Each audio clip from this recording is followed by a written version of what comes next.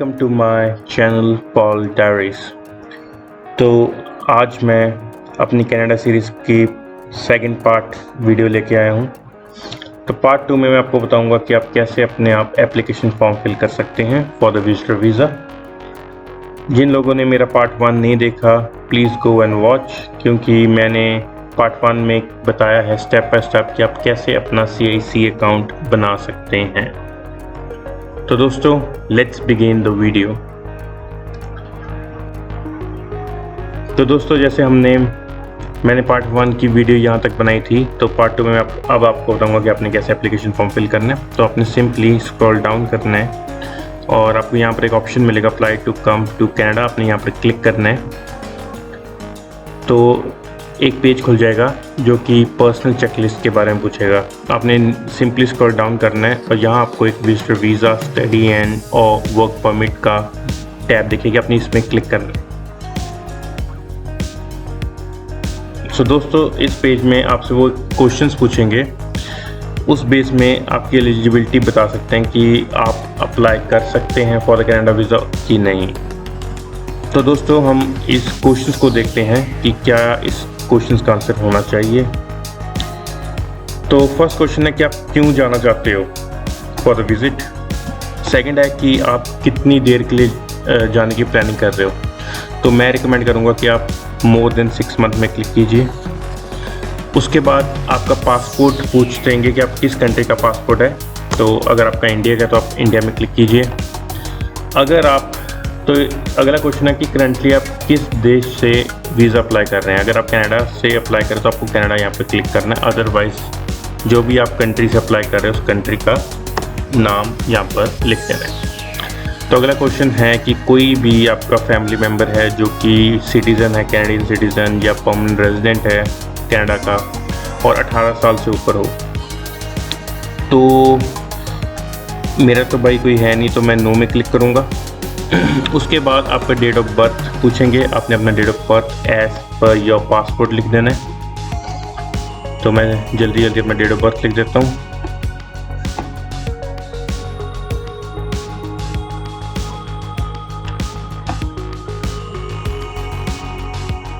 तो इसके बाद क्वेश्चन आएगा कि have you lived in Canada as a permanent resident और लैंडेड इमिग्रेंट। आप कभी भी एज अ PR कनाडा गए हो। तो भाई मैं तो गया नहीं, तो नो में क्लिक एंड देन नेक्स्ट। फिर आपसे क्वेश्चन पूछेंगे कि आपके पास आप PR हो यूनाइटेड स्टेट्स के with valid US citizenship and immigration service. तो अगर आप US सिटीज़न हो तो आपको येस में यहाँ पर क्लिक करना है, अदरवाइज नो में। अगर आप मैरिड हो, अगला क्वेश्चन है कि आपने अपना स्टेटस बताना कि आप मैरिड हो, डिवोर्स्ड हो, विडो हो या कभी मैरिड नहीं हो, सिंगल हो। तो आपने अपने अकॉर्डिंग क्लिक कर देना है। आप कनाडा में किस स्टेट में जाना चाहते हो, आपने वो लिखना है। मेक श्योर कि आप उस स्टेट को ही सिलेक्ट करो जहाँ आपका कोई जानने पहचानने का है या आपको कोई स्पॉन्सर कर रहा है। आपका कोई फैमिली या फ्रेंड है जो आपको स्पॉन्सर कर रहा है, वो जिस स्टेट में रहता है, मेक श्योर आप उस स्टेट को ही क्लिक करें। तो मैं एक रैंडम स्टेट को क्लिक कर देता हूँ। तो जब आप इन क्वेश्चन का आंसर दोगे तो आपको एक रिज़ल्ट आ जाएगा कि आप एलिजिबल हो कि नहीं। तो मेरा यहाँ पर आ गया है कि मेरा रिज़ल्ट आ गया है कि you may be eligible to come to Canada. और जो फ़ीस होगी वो 100 कैनेडियन डॉलर्स होगी। अगर मैं 60 रुपीज़ लगा के चलूँ तो 6000 हो गया और आपको अप टू 10 ईयर्स का वीज़ा मिल सकता है। तो आपने सिंपली कंटिन्यू में क्लिक करना है और इसके बाद आपको कुछ यहाँ पर इंफॉर्मेशन दी होगी कि आगे कुछ क्वेश्चंस आपसे पूछेंगे, उसके बेस्ड आंसर जो भी आप आंसर देंगे उसके मुताबिक वो आपसे कुछ डॉक्यूमेंट्स मांगेंगे जो आपने डॉक्यूमेंट्स अपलोड करने हैं। Do not submit multiple application for the same service in an effort to speed up your application. तो मल्टीपल एप्लीकेशन ना करें एक ही application at a time apply करें, नहीं तो आपका जो आंसर आएगा, जो रिज़ल्ट आएगा वो डिले हो सकता है और कोई भी रिफ़ंड नहीं मिलेगा आपको अपने प्रोसेस एप्लीकेशन का, जो आप यहाँ पर कैनेडियन डॉलर्स पे करोगे, जो कि $100 है। तो अगला क्वेश्चन आता है कि आपका क्या पर्पस है आपका जाने का। तो अगर आप फैमिली फ्रेंड्स को विज़िट करने के लिए जा रहे हो तो आपने to visit family and friends करना है। मेक श्योर अगर आप इसमें क्लिक करते हो तो आपको स्पॉन्सर लेटर चाहिए अपने फ्रेंड या फैमिली मेम्बर से। आप और डॉक्यूमेंट्स जैसे कि उनकी बैंक स्टेटमेंट और क्या करंट स्टेटस है कनाडा में, आप अगर वो डॉक्यूमेंट्स भी अपलोड करेंगे तो पॉजिटिव केस बनेगा। तो मैं एज ए टूरिस्ट जा रहा हूँ तो मैं टूरिज्म में क्लिक करूँगा।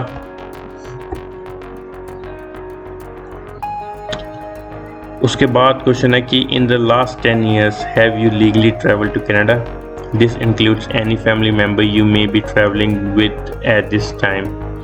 कि पिछले 10 साल में आप कभी कनाडा गए हैं, तो मैं सीधा आंसर अपना नो में क्लिक करूँगा।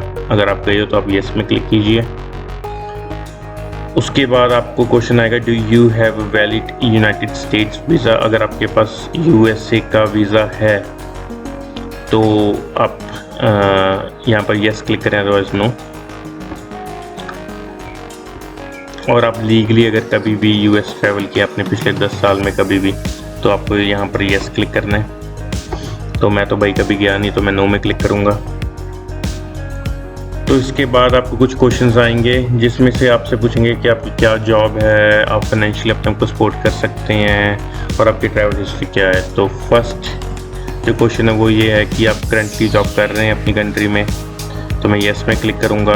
आपका कोई बिजनेस है, अगर आपका है तो येस में करें, मेरा नहीं है तो मैं नो में। आप फाइनेंशियली अपने आप को सपोर्ट कर सकते हैं, इतने पैसे हैं आपके पास कि आप कनाडा में विज़िट कर सकते हैं। होटल हो गया, रहना सहना, आपका खाना पीना, घूमना फिरने का आप अफोर्ड कर सकते हैं कि नहीं। और आप ये जो लास्ट क्वेश्चन है, इस क्वेश्चन में पूछा गया है कि 10 साल में आपने कभी किसी और कंट्री में आप कभी विज़िट आपने किया है कि नहीं। तो मैं येस में क्लिक करूँगा। मैं कम से कम 10-12 घंटे में विज़िट कर चुका हूँ। तो अगला क्वेश्चन है are you accompanying a family member that has status in Canada or has recently been approved to come to Canada. आप कनाडा में किसी फैमिली मेम्बर के पास रहेंगे जो वहाँ पर पीआर है या सिटीज़न है या स्टूडेंट है या कोई ऐसा जो अभी जिनको कोई वीज़ा मिला है, जैसे कि स्टूडेंट हो या पीआर हो। अगर आप उनके पास जा रहे हो तो येस, अदरवाइज नो।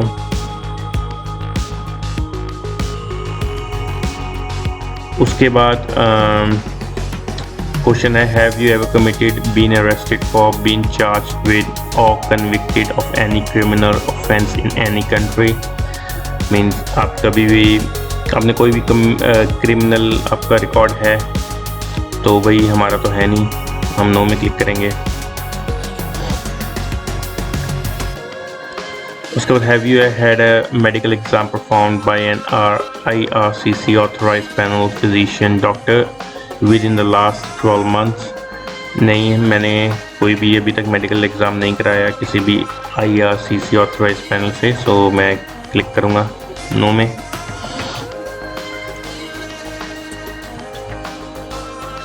तो नेक्स्ट क्वेश्चन है do you want to submit an application for a family member. कि आप अपनी किसी फैमिली मेम्बर के लिए सबमिट करना चाहते हैं एप्लीकेशन फॉर्म। तो आपके साथ अगर आपका कोई फैमिली मेम्बर जा रहा है तो आपने येस में क्लिक करना है, अदरवाइज आपने नो में क्लिक करना है अगर आप अकेले जा रहे हो। तो मैं नो में क्लिक करता हूँ। उसके बाद आपको एक क्वेश्चन आया कि are you giving someone access to your application. आप चाहते हो कि कोई एजेंट या कोई और आपके बिहाफ में एज ए रिप्रेजेंटेटिव बनकर आपका ये वीज़ा अप्लाई करे। जैसे जो एजेंट्स होते हैं वो यहाँ पर येस करते हैं कि both appoint a representative and grant authorisation to IRCC to release information to another person. But जैसे कि अब आप अपने आप अप्लाई कर सकते हैं, तो सिंपली आप नो में क्लिक करेंगे बिकॉज आप अपने आप अप्लाई कर रहे हैं, आपको किसी और बंदे की कोई ज़रूरत नहीं। नेक्स्ट क्वेश्चन है in the past 10 years have you given your fingerprints and photo biometrics for an application to come to Canada? तो अगर आपने कभी कनाडा का वीज़ा अप्लाई किया होगा तो आपका फिंगरप्रिंट लिया होगा, वही बायोमेट्रिक होते हैं। तो आप येस में क्लिक करें। अगर आपने कभी नहीं किया, आपके कभी भी फिंगरप्रिंट्स नहीं लिए, तो नो में। एक बात यहाँ पर मैं आपको बता दूँ कि फिंगरप्रिंट्स और फोटोज़ जो ऑथराइज डिपार्टमेंट है वो VFS है। आपको अपॉइंटमेंट जब आप अपना फॉर्म फिल कर लेंगे तो आपको कुछ दिन बाद मैसेज आएगा कि आप अपना बायोमेट्रिक दें। मीन्स आपको अपने फिंगरप्रिंट्स देने पड़ेंगे, तो आपको अपॉइंटमेंट लेनी पड़ेगी VFS के साथ, और $85 उसके चार्ज हैं कैनेडियन 85, और आपने अपने फिंगरप्रिंट्स देने हैं। अगला क्वेश्चन है there are fees associated with this application, will you be paying your fees or are you fee exempt? तो कुछ कंट्रीज़ हैं, कुछ रूल्स एंड रेगुलेशन के अंडर आप अपनी फ़ीस एग्जम्प्ट करा सकते हैं। अगर आपको उसके बारे में कोई इन्फॉर्मेशन चाहिए, आप सिंपली इस क्वेश्चन मार्क में क्लिक कीजिए। जब क्लिक करेंगे तो यहाँ पर पार्ट 19 ऑफ द इमिग्रेशन, यहाँ पर आप क्लिक करें तो आपको सारी इन्फॉर्मेशन आ जाएगी कि किस किस कंट्री को है और अपनी फ़ीस आप कितनी की है।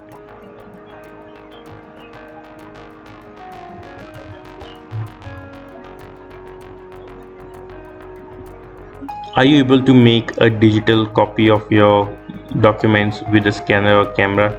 अगर आपके पास स्कैन कॉपीज़ पड़ी हुई है अपने पासपोर्ट, ट्रैवल हिस्ट्री और सभी जो डॉक्यूमेंट्स ये आपसे मांगेंगे तो यस करें। नहीं तो आपके अगर मोबाइल फ़ोन में स्कैनर है तो आप सिंपली अपने मोबाइल फ़ोन के कैमरा से इसको scan as a scan PDF file में चेंज कर सकते हैं। तो मैं यस में क्लिक करूँगा। भाई मेरे पास तो सब कुछ पड़ा है। तो जो आपने क्वेश्चंस के आंसर दिए हैं वो सभी आपको यहाँ आ जाएंगे। मेक श्योर आप इसको आराम से ध्यान से रीड करें। अगर आपको लगता है कि आपने कोई आंसर रॉन्ग दिया है तो आप सिंपली यहाँ पर जाकर क्लिक करेंगे और अपना आंसर चेंज कर सकते हैं और यहाँ पर अपडेट इंफॉर्मेशन कर सकते हैं। तो आप देख सकते हैं ये सारे आपके आंसर्स हैं।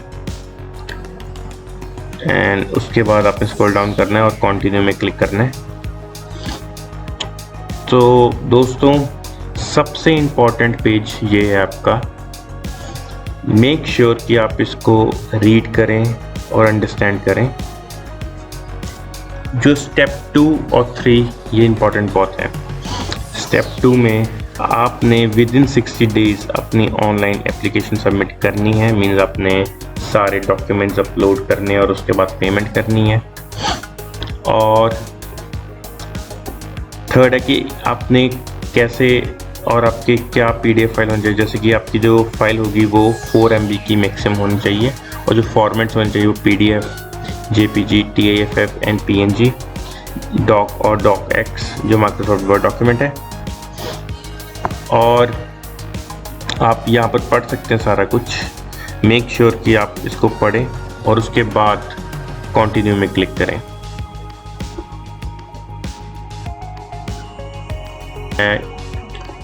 तो दोस्तों आप इस पेज में देख सकते हैं कि उन्होंने डॉक्यूमेंट की चेकलिस्ट दी हुई है। मेक श्योर कि आप ये पैराग्राफ पूरा रीड कर लें। और कौन कौन से डॉक्यूमेंट्स मांगे हैं सबसे पहले हम ये देखते हैं। तो सबसे पहले हम देखेंगे सपोर्टिंग डॉक्यूमेंट्स। तो यहाँ पर आपसे ट्रैवल हिस्ट्री के मांगे गए हैं। जहाँ मीन्स आपके पासपोर्ट में जिस कंट्री की स्टैम्प्स लगी हैं आपने सिंपली उस पेज को स्कैन करना है और यहाँ पर अपलोड कर देना है। और फिर आपसे पासपोर्ट की अपने स्कैन कॉपी मांगी गई है जो फ्रंट और बैक साइड हो। फ्रंट और बैक पेज की अपने कॉपी अपलोड कर देने अपने पासपोर्ट की। Proof of fee exemption. तो अगर आपका पासपोर्ट या आपकी कंट्री फी एग्ज़ाम के लिए वैलिड है तो आप अपने उस सपोर्टिंग डॉक्यूमेंट यहाँ पर अपलोड करेंगे। उसके बाद आता है proof of financial resource of supporter. अगर आपका कोई फैमिली मेम्बर या फ्रेंड जो कनाडा में है जो आपको स्पॉन्सर कर रहा है तो उसका हमें स्पॉन्सर लेटर डॉक्यूमेंट्स चाहिए। जैसे कि उसके अगर वो सिटीज़न है तो उसका proof, PR visa student visa, वो सारा हमें डॉक्यूमेंट्स आके यहाँ पर अपलोड करने हैं। और आप चाहें तो उनकी स्टेटमेंट भी अपलोड कर सकते हैं, बैंक स्टेटमेंट। तो उसके बाद है proof of means of transport. अगर आपने यहाँ पर अपने बैंक स्टेटमेंट, आपका जो भी हार्ड सॉफ्ट कैश है वो सब यहाँ पर अपलोड करने हैं। तो आगे देखिए फाइनेंशियल, यहाँ पर है डिजिटल फ़ोटो। तो यहाँ पर आपने अपनी फ़ोटो अपलोड करनी है। अगर आप इस क्वेश्चन मार्क में क्लिक करेंगे तो आपको यहाँ पर टर्म्स एंड कंडीशन सारी पता लग जाएगी कि आपकी फ़ोटो का बैकग्राउंड क्या होना चाहिए, कितने बाय कितने होना चाहिए। तो मेक श्योर आप इसको रीड करें आराम से। उसके बाद आता है पर्पस ऑफ ट्रैवल। यहाँ पर आपने अपने SOP अपलोड करनी है, जिसमें आपने अपनी अटर्नी और अपने अपना पर्पस बताना है कि आप क्यों कनाडा आ रहे हैं ट्रैवल करने के लिए। तो दोस्तों 3 फॉर्म्स है जो हमने अपलोड करने हैं। फर्स्ट है, अगर आप ऊपर स्क्रॉल करोगे, एप्लीकेशन फॉर विजिटर वीज़ा। तो आपने सिंपली यहाँ पर राइट क्लिक करना है और सेव एज लिंक में जाकर सेव कर देना डेस्कटॉप में, और वहाँ आपने ओपन कर लेना है। तो आपका PDF फाइल ओपन हो जाएगी, ऐसे नहीं होगी। तो मेक श्योर आपके पास अडोब रीडर आपके पास होना चाहिए, लेटेस्ट वर्जन वाला। इसके बाद जो सेकंड फॉर्म है वो फैमिली इंफॉर्मेशन का फॉर्म है। यहाँ पर आपकी फैमिली के बारे में बात की होगी कि आपने अपने ब्रदर, सिस्टर, मदर, फादर की डिटेल्स देनी है। जो थर्ड फॉर्म है वो है application for a temporary resident visa made outside Canada. ये भी बहुत सिंपल है। तो ये 3 फॉर्म है जो आपने फिल करके यहाँ पर अपलोड करने हैं, और बाकी आपके ये डॉक्यूमेंट्स हैं। तो दोस्तों जो फॉर्म है वो मैं पार्ट 3 में बनाऊंगा, वो मैं फॉर्म के ऊपर बनाऊंगा। ये तीनों फॉर्म मैं आपको बताऊंगा कि आपने कैसे फिल करने हैं। एंड मेक श्योर कि आप जो भी अपने डॉक्यूमेंट्स अपलोड करोगे वो मल्टीपल हों। जितने ज़्यादा डॉक्यूमेंट्स आप अपने अपलोड करोगे उतना केस स्ट्रॉन्ग होगा। दूसरी बात, जो भी आप डॉक्यूमेंट अपलोड करेंगे वो 4 MB से ऊपर ना हो, और उनकी जो एक्सटेंशन है फाइल की वो PDF, TIFF, PNG और docx, इसके अलावा और कुछ ना हो। Make sure that. तो दोस्तों आज के लिए बस इतना ही। तो मैं पार्ट 3 लेके आऊँगा अपनी कनाडा सीरीज़ की, और मैं उस पार्ट 3 में आपको बताऊँगा कि आपने कैसे अपने फॉर्म्स फिल करने हैं। Please subscribe my channel and click the bell button for more videos. See ya.